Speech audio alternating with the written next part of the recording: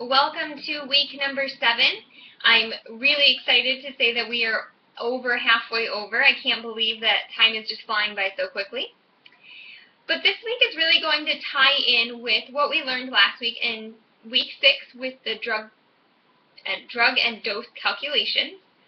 This week what we're focusing on is fundamentals of pharmacology and giving peritoneal medications, administering those. So let's start with chapter 32, which is the fundamentals of pharmacology.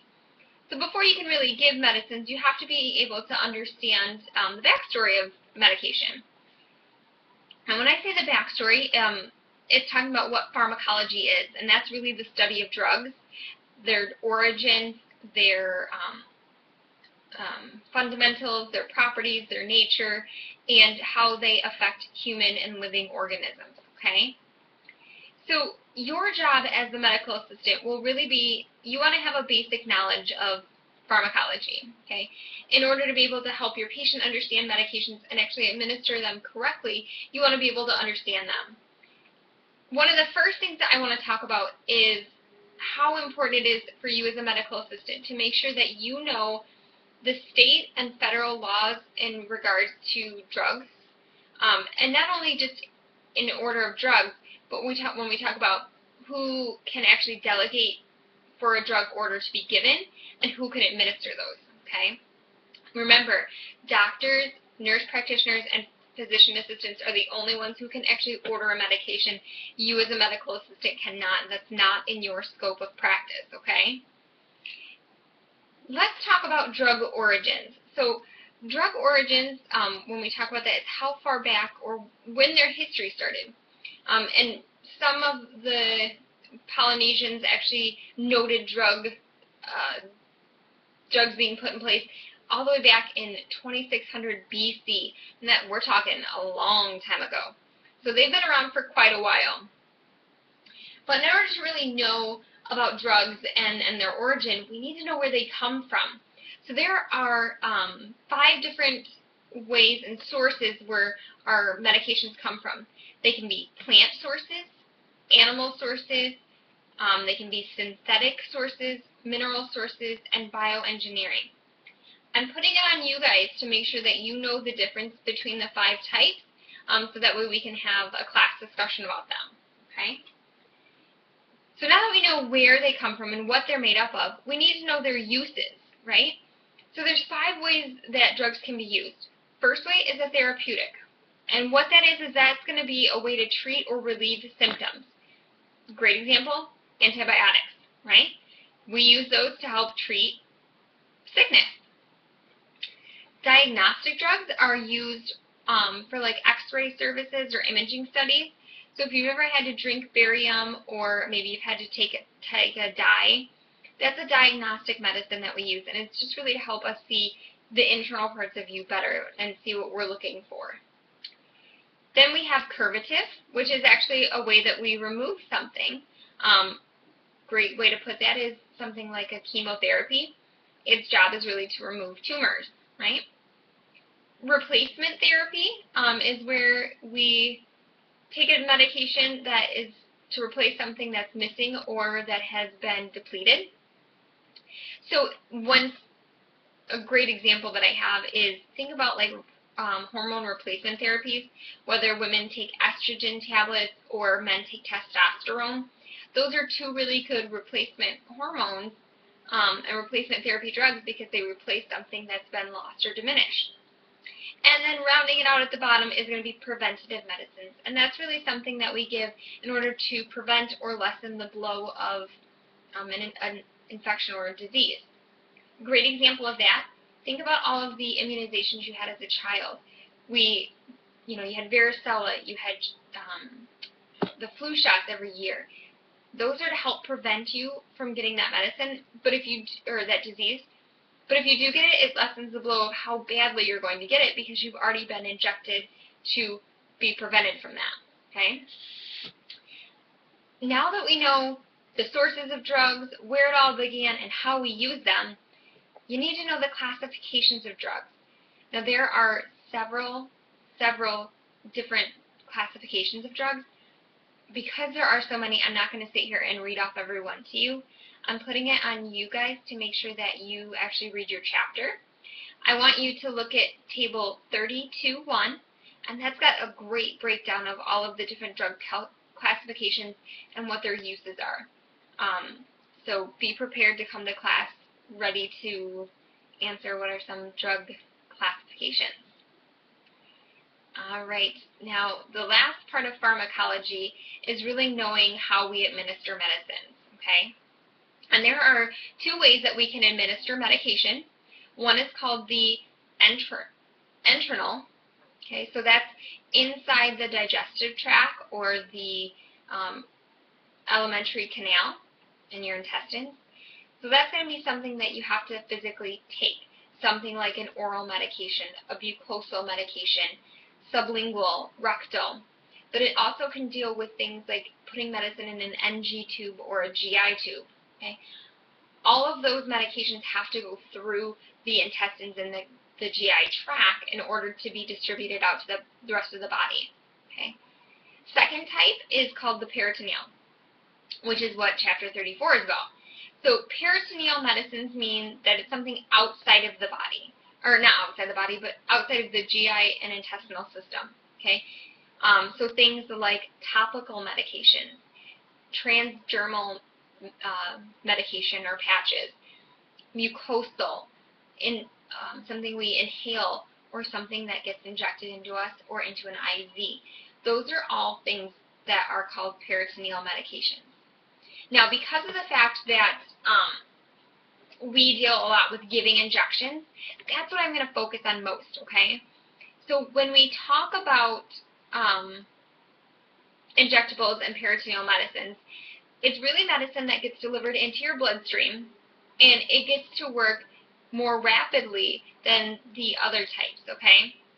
Because it's going to go directly into your bloodstream, instead of having to be broken down and digested, it can actually spread out right away once it's injected, or any of the other peritoneal ways. That goes to the body much faster than if it has to be digested, broken down, and then distributed out. So there are really three ways to draw up an injectable medication. The first way is by an ampusule. And we will work with all three of these types in class, but I want to go over them just a little bit before we get to class, okay?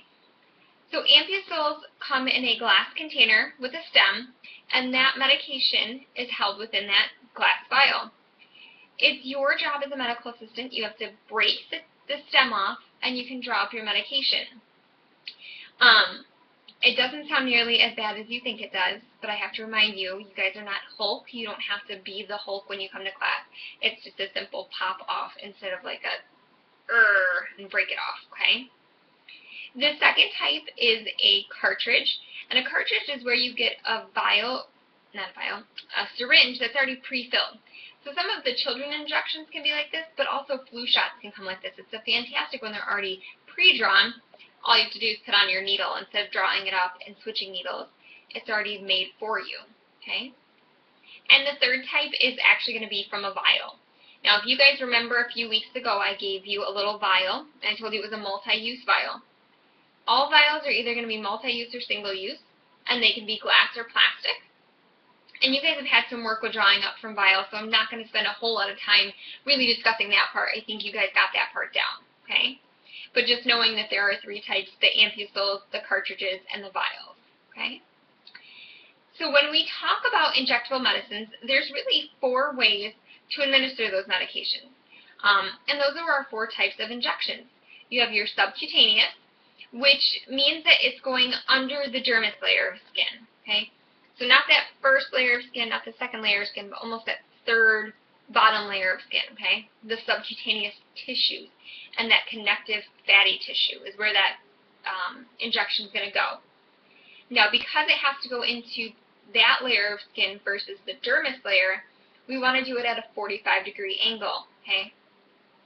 And the commonly used sites that you're going to use this is the outer portion of the arm, the lower part of the abdomen. I just realized you can't see what I'm pointing at.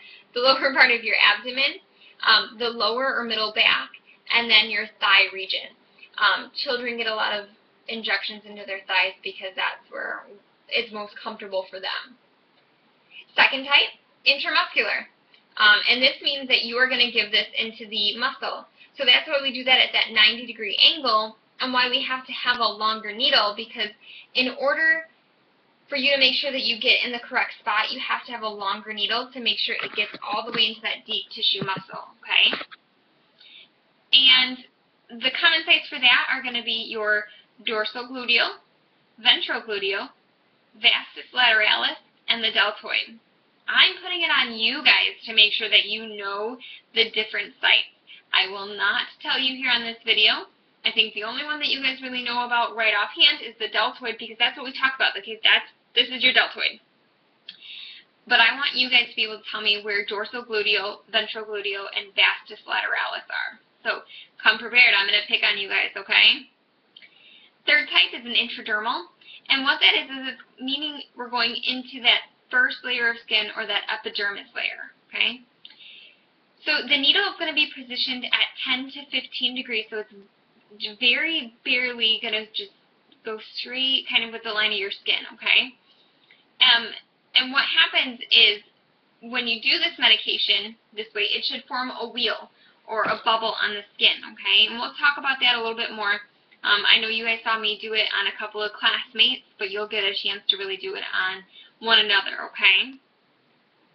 And what sites that we really use for this are going to be your forearms, or actually you can do it on the middle of the back. More frequently and more commonly, you will see it just on the forearms, okay? And the last one is a Z-track method. And Z-track is very similar to your intramuscular, except what happens is we want to do this so the medication gets sealed into the muscle layer instead of allowing it to have an exit path, okay?